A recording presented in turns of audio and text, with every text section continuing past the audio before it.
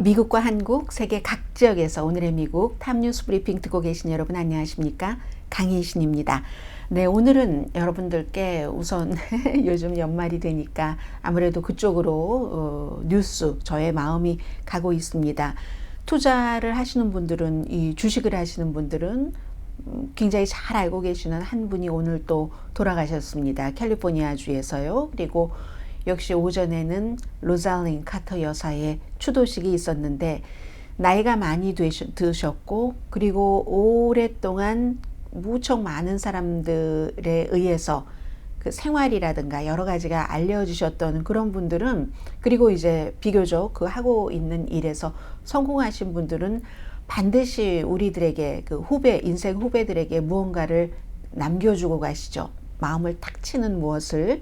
그래서 버크셔 해서웨이의 찰리 먼거 부회장, 70 몇 년부터였던가요?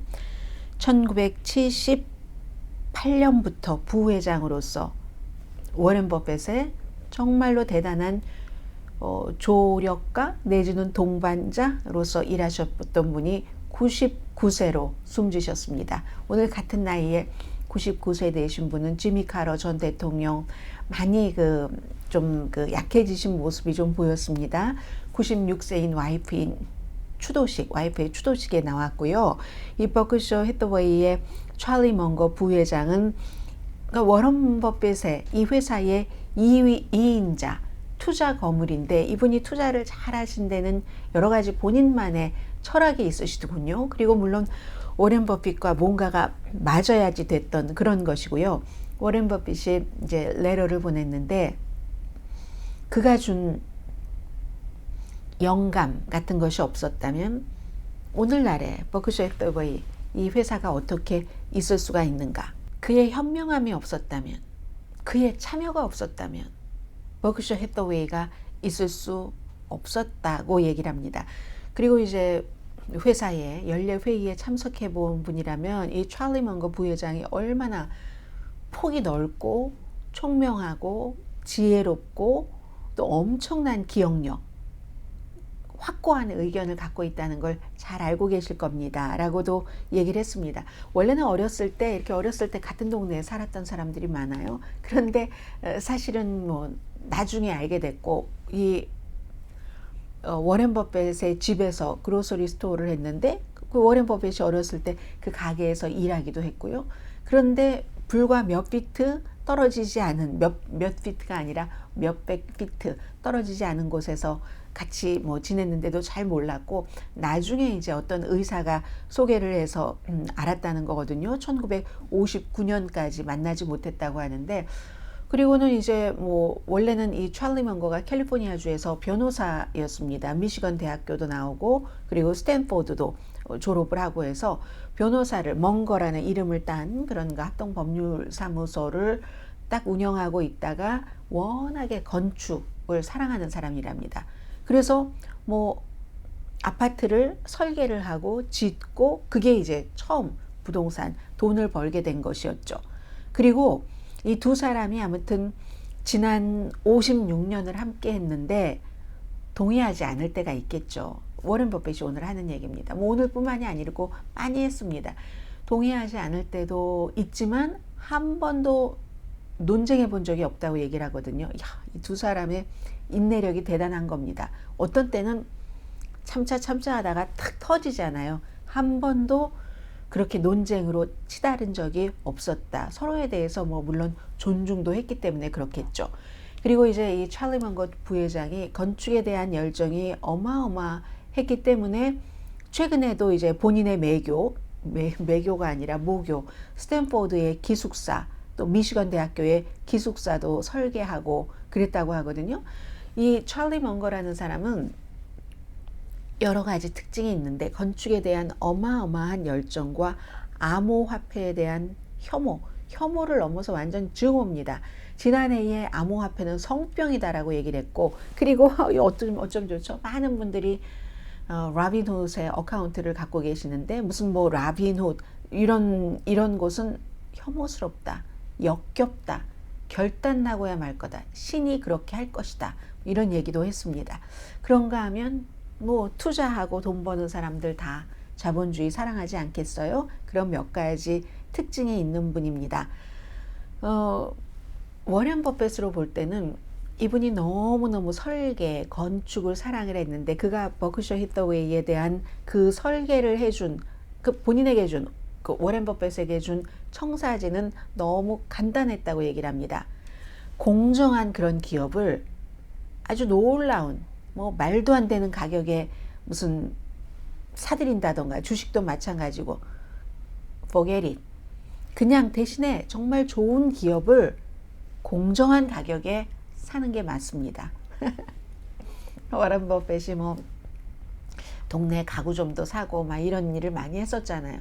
참 그때 워런 버핏은 공정하게 샀는가? 제가 워런 버핏의 그 책을 읽은 경험에 따르면 좀 너무했는데 싶긴 한데, 어쨌든 찰리 먼거를 만나고 나서 찰리 먼거는 너무 좋은 기업을 그냥 헐값에 사려고 하면은 안 되고 훌륭한 기업을 공정한 가격에 사는 게 맞다. 주식도 아마 마찬가지였을지 모르겠습니다.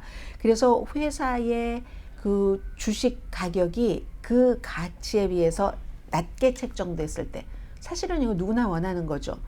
그리고 이제 미래를 보는 건데, 그렇게 사는 것을 굉장히 좋아하는, 뭐 말하자면 그 value, 가치에 대해서 투자를 하는 그런 분이었습니다. 그리고 또 믿을 만한 브랜드를 믿고, 그 브랜드는 내가 믿을 만한, 이제 내가 판단을 할 때요, 그때 이건 분명히 성장의 그 힘, 뭐 그리고 가치, 이런 것을 믿은 분이었다고 얘기를 하고 있고요. 아무튼 두 사람이 함께 버크셔 해서웨이를 거대한 기업으로 성장을 시켜서, 버크셔 해서웨이의 주식은 1965년부터 2021년까지는 매년 20% 상승했습니다. 그 당시에는 매년 20% 상승이라는 게 어마어마한 거였잖아요. 오늘은 보면은 그 티무라는, 제가 아침에 그 오늘의 미국 정규 방송에서 소개를 해드렸었던 티무라는 PDD입니다. 이제 심볼이 PDD인 티무가 오늘 주식이 20% 올라갔거든요. 거의 18점 몇 퍼센트, 20%까지 올라갔던 적도 있습니다. 제가 이제 방송하면서 볼 때는. 그러면 이게 한두 달쯤 전에 $100가 조금 안 됐거든요. 지금 이게 전체적으로 한두 달 사이에 40%가 오르고 하루 사이에 20%가 올라서 뭐 거의 뭐 $40 이 정도가 되던데, 2023년이니까 가능한 겁니다. 당시에 1965년부터 2021년까지 매년 20%씩 버크셔 히서웨이의 주식이 상승했다는 것은 정말 어마어마한 성장이라는 것, 뭐 다 제가 말씀 안 드려도 알고 계실 것 같고요. 세계 그 전쟁 중에 군 복무를 했고, 나중에 이제 하버드 로스쿨도 졸업을 했고요. 아무튼 그렇습니다. 그래서 뭐 여러 대학과 연관을 맺고 있고, 지금은 코스코 그 홀세일 코퍼레이션의 이사이기도 합니다. 버크셔 히서웨이가, 이 워렌 버핏도 그렇잖아요. 자기가 모르는 거 잘 안 하고 좋아하는 것 하고 정말 믿을 만한 기업하고, 뭐 갑자기 뭔가 자고 일어났더니 횡재, 이런 건 아니잖아요. 뭐 본인이 좋아하는 코카콜라 주식을 산다던가. 그래서 당연히 본인들이 아는 거, 코카콜라, 뱅크 오브 아메리카를 신뢰하고요. 뱅크 오브 아메리카가 미국에서 두 번째로 그 자산 규모가 큰 은행입니다. 크래프트 하인즈, 많은 것 만들잖아요. 치즈도 만들고, 말하자면 필수적인 먹는 거잖아요. 또 뭐 만들죠? 치즈도 만들고 케첩도 만들고 하는 이런 것에 투자를 많이 했죠.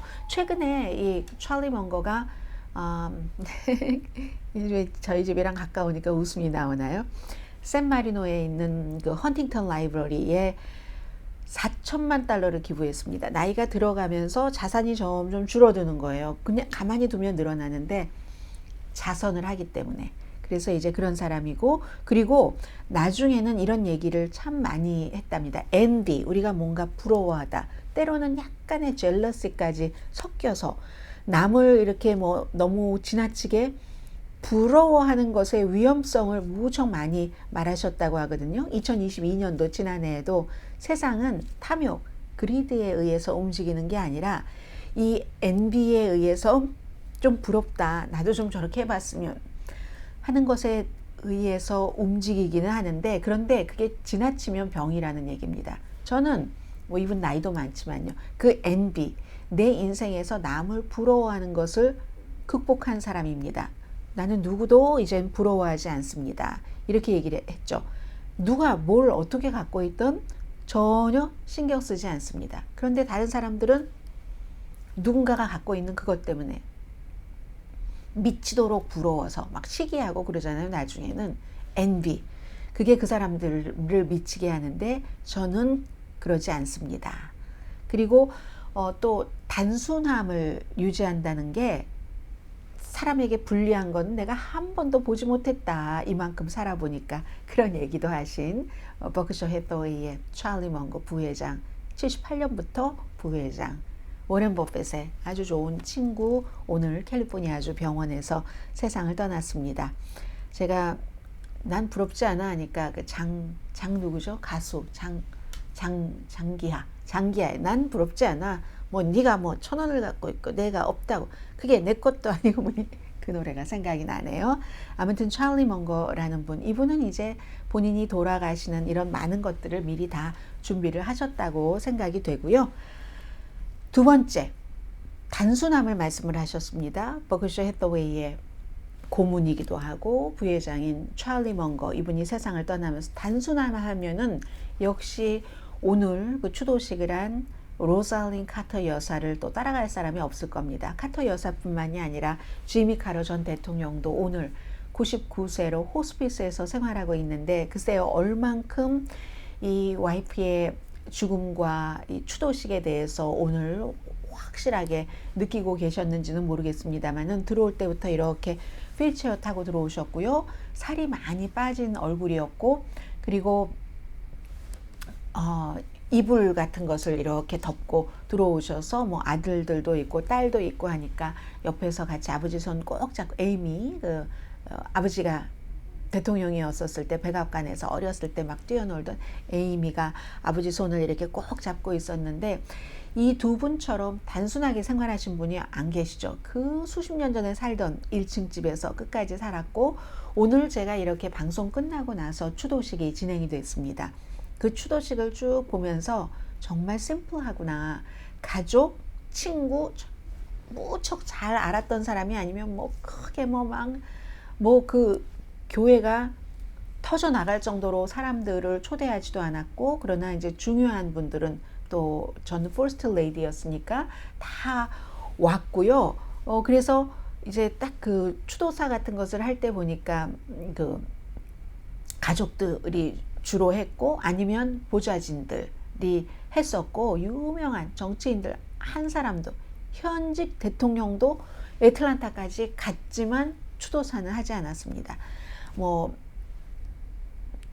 지미 카터 전 대통령이 대통령 그 예비선거에 나간다고 발표할 때 제일 먼저 공식적으로 지지했었던 당시에 조 바이든 전 연방 상원의원 현 이제 대통령 부부도 갔고 빌 클린턴 전 대통령도 부부가 같이 왔고 미셸 오바마 여사는 혼자 왔고 멜라니아 트럼프 여사도 혼자 왔습니다. 그래서 맨 앞줄에서 다들 그 지켜봤고요. 그 로살린 카터가 자신들의 손주들에게 손주가 추도사 하는데 뭐 제이슨인가요? 그분은 사람들을 많이 웃게 했습니다. 96세로 치매 증세도 조금 있었고 세상을 지난주에 떠나셨는데 로살린 카터 여사가 이제 미국의 장례식에 가서 보면은 너무너무 슬픈 장례식도 있습니다. 그러나 이 정도 되면은 그분들이 다 계획을 하고 일하고 마지막까지 다 본인들의 장례식까지도 플랜에 의해서 가는 그런 것이기 때문에 이제 중간중간 손주가 얘기를 하는데 사람들이 많이 웃었어요. 많이 웃었는데 뭐 예를 들면 그 할머니, 보통 할머니들과 다른 점도 무척 많지만 그 할아버지의 국정운행에 있어서 굉장한 동반자였다는 것, 이런 건 다르지만 일반 할머니들처럼 손주들 그 생일 때 카드 쓰고 $20씩을 선물로 주셨나 봐요. 예전부터. 근데 그게 45살이 됐는데도 $25의 카드더라. 뭐 지미 카터 가문의 손주들 정도 되면은 돈이 필요하진 않겠죠. 그냥 또 할머니 할아버지 사는 거 다 보고 해서 뭐 그냥 뭐 어느 정도 검소함도 조금 배웠을 테고 내가 45살인데도 $20를 받았다. 얼마나 단순하고 소박한 보통 할머니들과 마찬가지다. 그런 얘기. 그리고 또 하나 보통 할머니들과 같은 것은 우리 할머니의 요리에는 거의 모든 요리에 마요네즈가 들어갑니다. 그러니까 한국 분들 거의 모든 요리에 무슨 고춧가루가 들어간다던가 깨소금이 들어간다던가 하는 식으로 그런 얘기를 해서 로잘린 카터 그 여사를 이렇게 인간, 보통 사람들처럼 보여주는 그렇게 이제 세상을 떠났고요. 그리고 이제 빌 번스 CIA 국장이 오늘 그 모사드 국장 데이비드 바네아 모사드 국장도 만났고 또 이집트 정보국장 카타르 총리와 만나서 지금 미국 하마스에 의해서 인질로 잡혀 있다가 풀려난 미국 인질은 제일 처음에 하마스가 조건 없이 풀어줬던 인질 이외에는 4살짜리 그 에비게일이 유일하거든요. 그래서 아마 추가로 인질들을 어떻게 석방할 것인가 거기에 대해서 논의를 한 것 같습니다. 그리고 내일까지로 이제 이 인질과 수감자를 교환하는 것이 끝나잖아요. 끝나고 나서도 또다시 연장할 수 있는가 그런 것들을 하고요. 방송하면서도 제가 계속 텔레비전을 보고 있는데 한 가지를 로잘린 카터 여사 그 추도식에서 아주 중요한 것을 하나를 뺐습니다. 그리고 그 중요한 것에 대해서는 여러분들의 의견도 좀 듣고 싶습니다. 물론 그런 일을 한 바로 저 사람도 어떤 뜻이 분명히 있었을 텐데 아무튼 그 잠시 뒤에 제가 잊어버리지 않고 말씀드릴 테니까 저한테 제가 잊고 있으면 얘기해 주세요. 자, 이제 이 이슈부터 마치고요.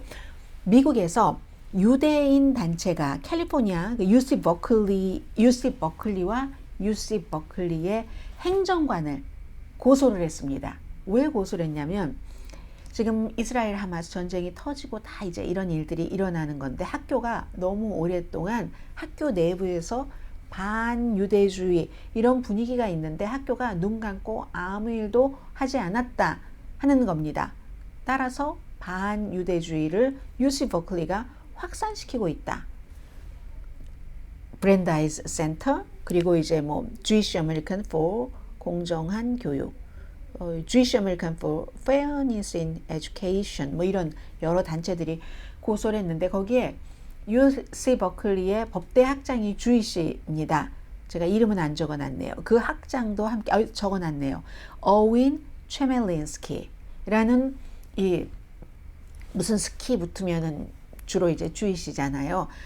함께 이제 법과대학 학생들도 함께 이 UC 버클리가 유대 그 주이시 학생, 교수, 뭐 많은 뭐 교직원들도 차별하고 배척하고 이런 학교 정책을 써왔다라는 주장입니다. 결국은 이걸 이제 법원으로 가지고 가겠다는 겁니다. 이번에 이제 이런 일들이 있었으니까 너무 오랫동안 대학이 그렇게 해왔다 하는 그런 얘기고요. 여기서 있기 전에 로살린 카터 여사의 장례식에서 유일하게 제가 다 봤습니다. 아래층 위층. 검은색 옷을 입지 않은 사람은 멜라니아 트럼프 여사 한 사람뿐이었습니다. 좀 약간 얼룩얼룩한 회색과 흰색 코트를 입었거든요. 허리를 이렇게 묶는 그런 코트를 입고 왔는데 유일하게 아무튼 검은색을 입지 않았으니까 멜라니아 트럼프에게 물어보고 싶고요. 왜 검은색을 입지 않았을까? 물론 그냥 어떻게 갑자기 가는 것이라든가 아니면 내가 뭐 검은색 옷이 딱히 없다 하면은 다른 색 옷을 입어도 되죠. 그리고 요즘 그렇게 뭐 색깔에 구애받지 않고 장례식에서 뭐 조금 톤 다운 되면은 입는 경우도 많습니다. 그러나 이 경우는 지난주에 로살린 카터 여사가 사망했고 그리고 미국을 위해서 또 많은 일을 한 사람이고 특히 정신건강 분야에 있어서 또 퍼스트 레이디이기도 했고 하니까 웬만한 사람 같으면 전통을 지켜서 검은색 옷을 입지 않을까요? 유일하게 멜라니아 트럼프 여사만 뭐 희고 짙은 회색빛이 좀 섞여 있는 그런 코트를 입었습니다. 여러분들은 어떻게 생각하세요? 그리고 왜 그랬을까요? 저는 분명히 무슨 뜻이 있었을 것 같아요. 검은 코트가 멜라니아 트럼프 여사가 한두 벌이겠습니까? 엄청 많을 텐데 왜 본인이 몰랐을까요? 본인이 알았죠. 사람들이 무엇이라고 말할까? 혼자만 저렇게 지금 딱 도드라지게 거의 흰색으로 보이거든요. 그런 옷을 입은, 왜 그랬는지 저는 너무 궁금한 거 이런 게 있었고요. 그리고 마지막으로 이 뉴스는 어제 제가 한국 뉴스를 보니까 뭐 사우디아라비아와 한국이 거의는 아니지만 거의보다 조금 덜 막상막하인 것처럼 보도를 많이 했거든요. 이 2030년 그 월드 엑스포에 대해서 한국에서는 오징어 게임 이것 때문에 이정재 씨가 엄청 선전했잖아요. 방탄소년단도 마찬가지고. 그런데 결과를 보니까 사우디아라비아가 압도적인 승리를 했습니다. 182개국 회원국 가운데서 165명의 대표가 비밀투표입니다. 119표를 받았거든요. 또 이거 처음에 열린 뭐 파리에서 1800년대였다고 하잖아요. 그리고 한국이 29표, 이태리가 17표, 몇 개월 동안 각 나라가 엄청 캠페인했죠. 사우디아라비아는 돈으로 완전히 돈 묻히고 또 묻히고 한 그런 그 캠페인도 했다고 하고, 특히 이제 뭐 크리스티아노 호날두가 다 그 비디오에서 갔잖아요. 사우디아라비아로. 여기 사우디아라비아에서 즐거운 시간 보내세요. 뭐 이런 홍보도 했다고 하는데, 이건 이제 좀 나쁘게 지적하는 사람도 많습니다. 지금 축구라든가 또 골프도 그랬죠. 이번에 이제 그 월드 엑스포까지. 그러면 몇 년 사이에 2029년도에 동계 아시안 게임, 그리고 2030년에 엑스포, 2034년도에 월드컵을 하게 되는 건데, 굉장히 돈으로 많이, 특히 이제 미국의 그 워싱턴 포스트의 칼럼니스트면서 미국의 영주권자면서 사우디아라비아 국적인 자말 카쇼기를 왕자가 직접, 모하메드 빈 살만이 직접 사주해서 살해한 것이 세계가 다 알고 있는 사실인데, 그런 걸 이제 돈으로 세탁하는 거잖아요. 스포츠로 세탁하고 인권이 어디 갔느냐 해서 굉장히 지적을 많이 하는 사람이 있는데, 결국은 사우디아라비아의 로비가 통했기 때문에 글로벌 영향력, 글로벌 이미지 같은 것을 사우디아라비아로서는 굉장히 높였고, 더군다나 이제 걸프 국가 가운데 두 번째잖아요. 유나이티드 아랍에미레이츠가 한번 했으니까. 그리고 2025년은 일본이죠. 오사카죠. 모하메드 빈 살만의 아주 큰 승리다. 그리고 이거는요, 이스라엘은 원래 사우디아라비아 지지하다가 이번에 사우디아라비아가 이스라엘이 가자 지구에 너무 심각한 보복 공격을 한다 해서 약간 뒤로 물러났잖아요. 그래서 이제 이태리를 지지했다, 그쪽에 표를 줬다 하는 지금 이제 그런 얘기도 나오고 있고요.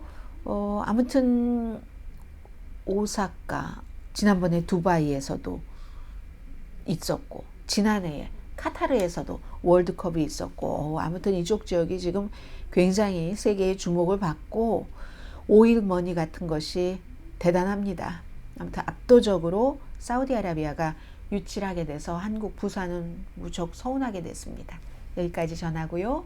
내일 오늘의 미국 정규방송 시간에 뵙겠습니다. 강혜신이었습니다.